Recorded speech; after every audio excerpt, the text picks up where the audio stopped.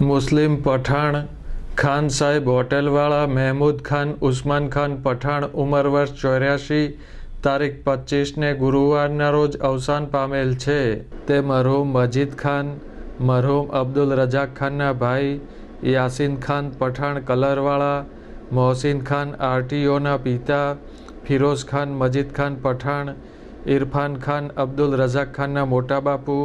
મરહૂમ જબ્બારભાઈ યુસુફભાઈ ઘોઘારી પઠાણ નિશાદભાઈ મહમદ ખાન, ફૈઝલ ખાન કરીમ ખાનના સસરા, મરહૂમ ઇસ્લીમ ખાન અબ્દુલ રજાક ખાન, અયુબ ખાન અબ્દુલ રજાક ખાન,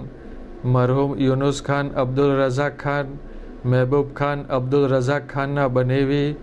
મહેબૂબ ખાન મજીદ ખાન પઠાણ આરટીઓ,